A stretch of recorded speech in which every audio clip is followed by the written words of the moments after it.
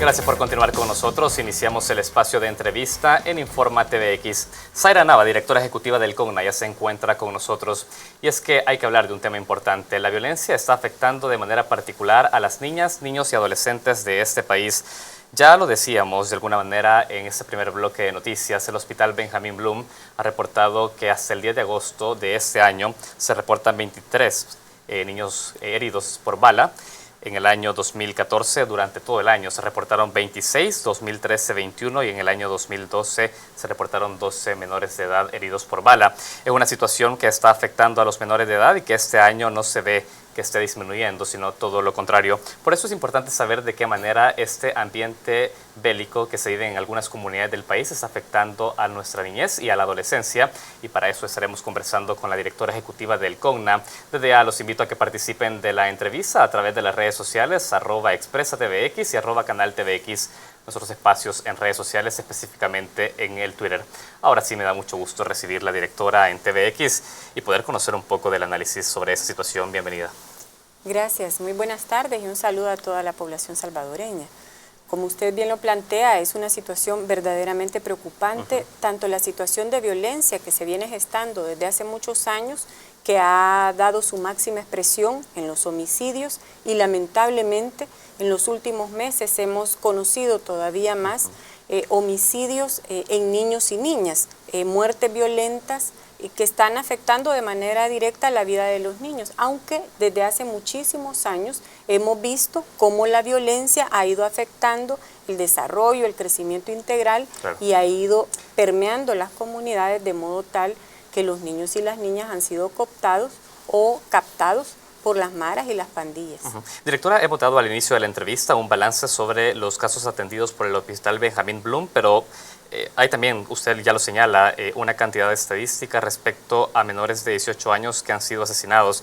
Usted me corrige, ¿son 111 niños los que se registran actualmente? ¿Son más? Lamentablemente son más, son más. El número es bastante alto si consideramos que en el último mes hemos visto cómo se ha crecido el número o el dato de niños y niñas que han muerto en contextos de violencia. Es decir, aunque el ataque violento no haya estado dirigido a ellas o a ellos, iban a matar o había una intencionalidad de matar a su familia, el niño o niña estaba en ese contexto y hemos visto asesinatos cruentos, graves, donde han entrado al hogar, han matado a la madre, al padre, a una niña o un bebé, por ejemplo, hace 2 o 3 semanas.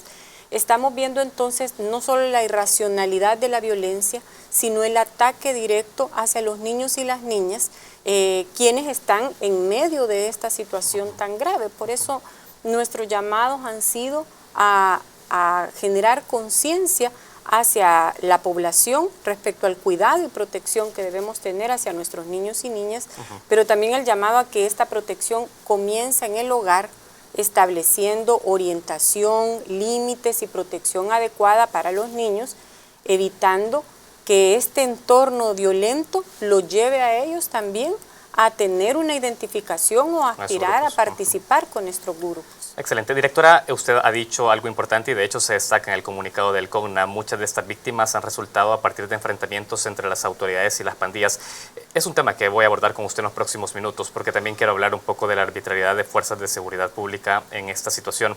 Antes, usted ha dicho los niños están viviendo en un ambiente donde las fuerzas de seguridad llegan a sus casas y en muchos casos asesinando a padres o familiares cercanos a los menores de edad.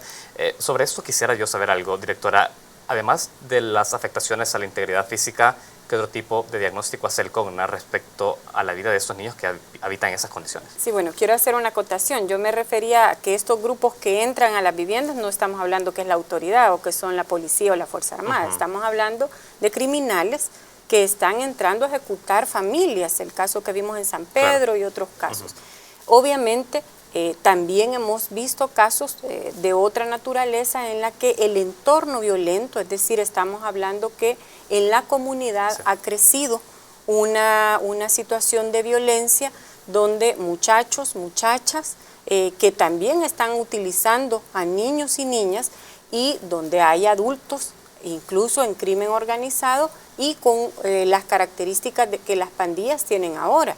Hay que identificar que se trata ahora de grupos delincuenciales que utilizan el miedo, el terror, para generar esta situación de inseguridad en las comunidades. Lamentablemente, los niños y las niñas de la gran mayoría de la población viven en estos contextos, viven en estas comunidades. Y aquí yo insisto en que mucho tenemos que ver las instituciones del Estado en el ámbito de la seguridad, por ejemplo, a generar trayectos seguros, a cuidar los lugares públicos como los alrededores de las escuelas, los parques, etcétera, pero también tenemos mucho que ver las familias en la protección, en la orientación de nuestros niños y niñas. Excelente. Directora, quiero volver a la pregunta. Usted ya hacía la acotación necesaria. Cuando se refiere a estas intervenciones violentas, habla entre los mismos grupos de pandillas que ingresan en casas asesinando familias. A ver, los niños están creciendo en este ambiente y yo quiero saber de qué manera eso está impactando en el desarrollo a futuro de niños que viven con la violencia latente en su día a día. ¿Qué hay de esto? ¿Qué viene para futuro para ellos? Bueno, lo que estamos viendo ahora es el resultado de una situación que no se atendió hace varios años. Empezamos a ver cómo se gestaron y cómo se desarrollaron estos grupos y no lo atendimos. La respuesta estatal fue la represión de estos grupos, incluso criminalizándolos cuando todavía no estaban en estos niveles de violencia que tenemos. Entonces enfrentamos a la sociedad, o se enfrentó a la sociedad entre buenos y malos, y se nos vendió toda una respuesta represiva del Estado. ¿Qué futuro tienen los niños? Si seguimos en este rumbo, el mismo futuro que estamos viendo en este momento. O sea, una situación de inseguridad, de violencia y de falta de ejercicio de sus derechos. ¿De qué se trata ahora entonces? De replantearnos la respuesta tanto estatal, pero también de las comunidades y obviamente de los gobiernos locales. ¿Qué hay que hacer? Bueno, atender lo que es ya la represión del delito debe hacerse, debe intervenirse, debe actuarse, debe procesarse y sancionarse a quienes ya cometieron delito. Pero tenemos que atender prioritariamente a los niños que están en riesgo, que son estos niños de estas comunidades. El presente de ahora, o sea, lo que ahora están viviendo nuestros niños y niñas, es una situación de inseguridad, es una situación de limitación en sus derechos, pero también de ausencia de protección de sus familias. Esto obviamente tiene un origen estructural, económico, social, incluso cultural, pero también de las respuestas que se han dado tradicionalmente desde el Estado. Directora, usted decía, esa situación actual lo que va a conducir es a seguir aumentando este ciclo de violencia hacia el futuro. Ya era clara con eso. A ver, a mí me llamó la atención, el CONNA recomendó en un reciente comunicado lo siguiente. Decía que a los padres de familia recomendaban acompañar a sus hijos e hijas en su crecimiento, fomentando valores que favorezcan a su desarrollo y evitan que se sientan interesados o identificados con grupos delincuenciales como las maras o las pandillas. Me llama la atención porque muchos niños, muchas niñas, niños y adolescentes están naciendo y crecen en el ambiente de una pandilla. Los técnicos del CONNA se han acercado a familias de pandilleros para decirles las consecuencias que puede tener que el niño siga creciendo en ese ambiente. Sí, ciertamente una de las situaciones que nosotros identificamos, que no es la única obviamente, por la cual los niños se ven entusiasmados o animados o con la curiosidad de conocer y participar en este tipo de ambientes, es porque algo nos está faltando en los hogares, en las familias, con las características que tienen nuestras familias, con la falta de condiciones de las familias para ejercer este rol de cuidado y protección, hay que reconocerlo. Estamos llamando a las familias, pero también estamos llamando a toda la sociedad. Yo quiero advertirlo porque hay que apoyar a las familias para ejercer este rol.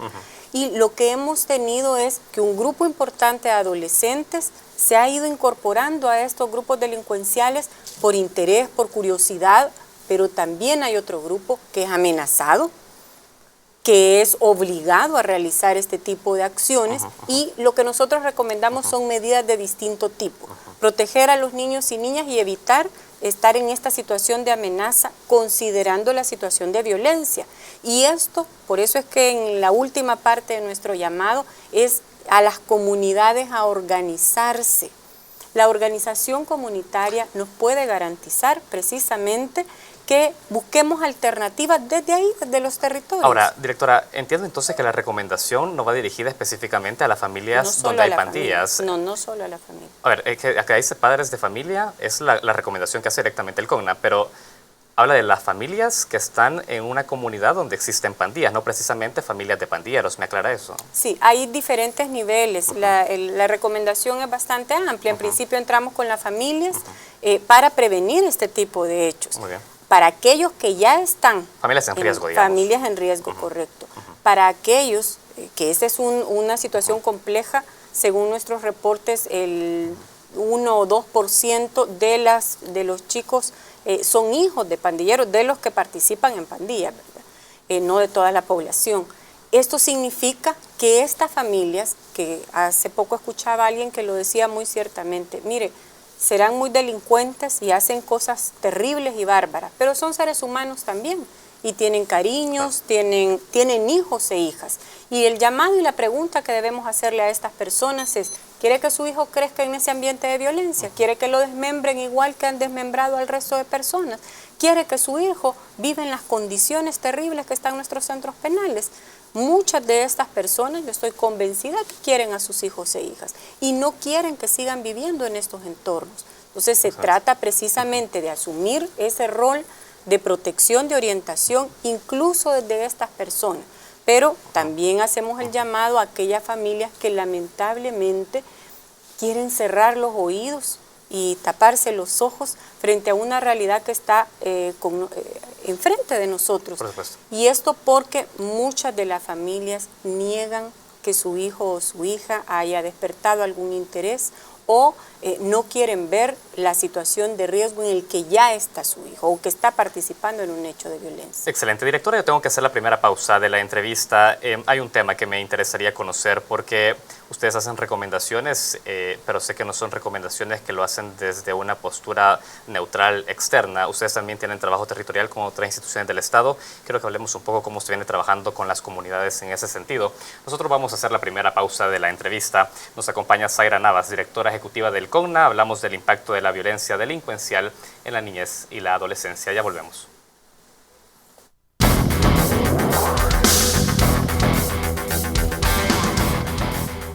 Continuamos en el espacio de entrevista de Informa TVX. Zaira Navas, directora ejecutiva del CONNA, se encuentra con nosotros. Estamos abordando un importante tema, el impacto de la violencia delincuencial en la niñez y la adolescencia de El Salvador. Directora, usted ya ha hablado de las particularidades de este fenómeno en la niñez, específicamente quienes habitan en comunidades violentas, porque es lo que estamos retratando con sus declaraciones. Yo quiero saber algo, porque hay recomendaciones que podemos emitir, y ustedes pueden emitir más bien como instituciones públicas, pero ¿qué pasa con lo que se hace en el territorio, con este trabajo de sensibilización a las familias para evitar que sus hijos sean cooptados por una pandilla? ¿Me comenta cómo se articula el trabajo en el Estado para prevenir y proteger a esos niños? Cómo no, hay varios mecanismos y alternativas. Muy brevemente quiero comentarle que el sistema de protección de niñez regula la creación de comités locales de derechos. Estas son instancias municipales que deben estar integradas por el gobierno municipal, organizaciones de sociedad civil y la misma comunidad. Debo decir que hay un avance todavía débil en este tema, y son realmente los llamados a hacer esa gestión local para acciones de prevención, para acciones de educación, incluso para derivar casos de protección. Todavía se están gestando, debíamos tener a esta fecha los 262 comités locales creados. Lamentablemente las condiciones políticas del país, las elecciones, etcétera, han generado que vayamos lento, pero creo que avanzamos positivamente en este tema. Ya varios juntas hay? Comités locales hay 20 apenas creados. Y juntas de protección que ellos ven casos individuales de violaciones a derechos de niños que ya dependen del CONNA. Tenemos 15 a nivel nacional, una en cada departamento, y es la cantidad de casos que recibimos anualmente. El año pasado hemos recibido más de 14.700 casos de violaciones a derechos de niños y niñas. Y aquí estamos hablando que más del 70% de estos casos que recibimos son por vulneración a la integridad personal. Violencia que se genera en las familias hacia los niños, que se genera en la comunidad y en las escuelas. Por eso es que nosotros hacemos estos llamados, pero quiero decir también que hay varios programas. ISNA, el Instituto Salvadoreño para el Desarrollo de Niñez y Adolescencia, está desarrollando un programa que se llama También Soy Persona, que está trabajando directamente con las familias en las comunidades para generarle habilidades a la familia para ejercer este rol de cuidado y protección. Y el Ministerio de Salud desarrolla un programa para familias que tienen niños más grandecitos, de los 10 años en adelante, que se llama Familias Fuertes. Y hay otra serie de programas, pero creo que lo que debemos destacar es que todavía nos hace falta avanzar en este tema. El impacto todavía es pequeño porque este Estado no le había dado la relevancia que tiene al fortalecimiento de las familias y hemos descuidado a las familias. Excelente. Directora, yo quiero que usted me deje claro algo. Ha hablado un poco de la intervención territorial del Estado en materia de la niñez. No se puede obviar que en el seno de muchas familias conformadas por miembros de pandillas hay niños. ¿El Estado, a través del sistema de protección de la niñez y la adolescencia, está interviniendo en familias de pandilleros? ¿Eso existe? Hay casos muy particulares y aquí hay que decir que la ley está hecha fundamentalmente para que los niños y niñas estén con sus familias. Cuando identificamos casos como estos, donde el padre ya está declarado que es un delincuente y que está preso, y que la madre está también en una situación de riesgo, muy excepcionalmente se ha intervenido para la protección de este niño o niña. Este es un fenómeno social mucho más amplio que decir vamos a ir a retirar a todos estos niños y los vamos a meter en una institución del Estado. Eso no es posible porque tenemos un número grande de familias amplias, no solo el papá, la mamá, sino abuelos, tíos participando de alguna manera o en una situación de riesgo porque tienen un primo, un tío que está vinculado a esto. Excelente, muy claro eso. Yo quiero saber algo porque usted mencionó un tema al inicio de la entrevista sobre la conformación del hogar. De alguna manera la desintegración del hogar está propiciando también que muchos niños y adolescentes vean en las pandillas espacios de pertenencia. ¿Qué tipo de seguimiento da el Estado desde este sistema de protección de la niñez a familias de estas características, directora? Precisamente por eso hablaba de estos programas. Sí. Fíjese que una de las primeras cosas que estamos ya haciendo, y es a lo que debemos apostarle todavía más, es a prevenir el embarazo adolescente. La relación sexual temprana puede generar y genera embarazos precoces que además generan niñas y niños que tienen unas paternidades o maternidades tempranas y que tienen a esos niños en una situación de riesgo, 14, 12 y hasta 10 años, niños criando niños. Pero por otra parte, el origen de la migración en nuestro país generó también, por razones económicas, por las razones que fuera, la conformación de familias distintas a las unicelulares. Tenemos familias ampliadas, familias monoparentales, etc. Claro. Y esto lo que nos genera es que si es uno de los padres, la madre por lo general o la abuela la que está al frente de la casa, mientras trabaja, ¿quién cuida a los niños? Por eso es que nuestro llamado es que además del trabajo que permite el sustento diario, es importante y dar la manutención, y esto para las familias que están en el exterior y envían remesa, mucho cuidado con esto, porque estamos mandando cheques en blanco y vemos a chicos de escuelas a veces sin mayores condiciones de nutrición, pero tienen un celular. Claro. Y esto mucho tiene que ver con que se ha logrado suplir en algunos casos la alimentación, el vestuario, pero no ha estado ese acompañamiento y esa orientación que es necesaria. Excelente, muy atinadas esas recomendaciones que nos brinda, directora. Yo tengo que avanzar en esta entrevista. Hay otro punto, porque hemos hablado del impacto de la violencia de pandillas que intervienen en casas o dentro de comunidades muy violentas. Yo quiero hablar de otra parte de la sociedad y es de la fuerza pública, porque recientemente tuvimos un caso de un niño herido por bala en la comunidad La Isla 1 a partir de un operativo policial. De hecho, la Procuraduría de Derechos Humanos determinó que hubo un uso arbitrario de fuerza, de arma más bien, por parte de agentes militares. Yo quiero saber de qué manera la arbitrariedad de la fuerza pública también ha sido objeto de preocupación para el CONNA en cuanto a la integridad de los menores de edad.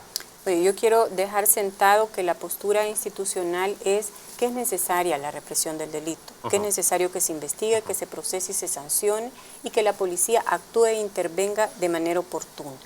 Dicho esto, también es importante que haya un uso proporcionado de la fuerza y un uso legítimo de la fuerza. Es decir, en estos que son criterios de aplicación de fuerza, que se aplique cuando debe aplicarse y no de manera generalizada. La demanda ciudadana nos lleva a que quieren más represión y quieren ver más intervención de la policía, pero además hemos visto a nuestra policía atacada por la delincuencia, vulnerada en sus derechos, asesinados nuestros agentes policiales. Pero eso no debe llevar a que se pierda el control de la intervención policial. Nuestro llamado fundamental ha sido a que en ese marco de intervención policial, lo primero que deben hacer nuestras autoridades es proteger a los niños y niñas. Por ejemplo, se hace una intervención en una comunidad porque se llevan órdenes de captura, lo primero que tienen que hacer es sacar a los niños de ese entorno de violencia y evitar que presencien ese tipo de situaciones, buscar la protección de los niños en primer orden, obviamente hacer uso de las armas letales, en este caso de las armas de fuego, solo en casos necesarios. Esto es un llamado general, no porque estemos diciendo, y lo dejo sentado, no porque estamos diciendo que hay un uso generalizado o que la policía está haciendo esto de manera arbitraria. Es porque el deber de nosotros, Estado, es proteger a la población. Ahora, usted me está dando esas indicaciones de una manera de un deber ser dentro de los operativos policiales. Yo quiero saber si eso es establecido dentro de la operación de la Policía Nacional Civil o si ustedes, como con una entidad de la política de la niñez, esperan emitir un protocolo de intervención en las comunidades en favor de la niñez. Bueno, me parece que muy buena, muy atinada su pregunta, y me parece que esto sería muy oportuno. Pero la policía ya tiene normas, tiene una ley de policía, tiene una ley de carrera policial, tiene una ley disciplinaria, donde en esta normativa se establece con claridad los niveles de intervención y el tipo de uso de fuerza. Estamos, debo decir, frente a un fenómeno sumamente violento, y por eso hacía la acotación que se ha utilizado la violencia incluso contra los mismos policías. Esto ha llevado a la necesidad de hacer uso de armas de fuego. Pero en el deber ser, tanto en la ley como en la realidad, la policía está preparada y debe estar preparada para disparar cuando es necesario. Y nuestro llamado es a eso. No, en ningún momento le estamos diciendo a la policía que no intervenga. Lo que estamos llamando es al uso proporcional de la fuerza. Quiero hacer una síntesis de su respuesta. Usted nos dice entonces que el COGNA en estos momentos no ve necesario emitir ningún tipo de recomendación de un protocolo. No, he dicho que no lo ve necesario. Todo lo contrario, creo que sería oportuno que revisemos si es necesario algo más de lo que ya dice la normativa. Lo que digo es que ya tienen normativa para eso. Ok, existe una normativa, pero si ustedes están viendo la necesidad de revisarlo es porque también dudan que se esté aplicando de la manera adecuada. No es que dudamos, es que estamos viendo una situación de violencia tan grande que demandará la adecuación de lo que ya se tiene. La realidad es variante, es cambiante, y las intervenciones también deben serlo así. En términos concretos, ¿se piensa elevar algún tipo de propuesta en el seno del Consejo Ciudadano de Seguridad? Sí, nosotros de hecho tenemos ya varias propuestas, entre ellas el acompañamiento a los cuerpos de seguridad, dándoles promoción y educación en derechos humanos, fortaleciendo ese rol y fortaleciendo las labores de prevención y fortaleciendo las habilidades de las familias en el cuidado y crianza también. Excelente. Directora, ustedes han solicitado una investigación al interior de la Fuerza Armada y la Policía Nacional Civil sobre esos casos donde menores han resultado afectados por balas. Nosotros quiero acotar que esa es una competencia propia de la Procuraduría de Derechos Humanos, pero sí le hemos requerido en el marco de nuestras competencias a ambas instituciones que se revisen los procedimientos que realizan y que en caso de identificarse alguna responsabilidad se proceda como debe procederse, que es aplicando la ley. Hasta el momento no se les ha brindado ningún tipo de resultado sobre este tipo de investigaciones. Hasta este momento hemos recibido informes en algunos casos sobre cuál fue el procedimiento y cuál es el tipo de intervención. En otros casos todavía estamos esperando. Excelente. Directora, tengo que ir terminando esta entrevista. Por último, me gustaría sus recomendaciones nuevamente ante esta situación de violencia, específicamente en el seno de la comunidad y la familia.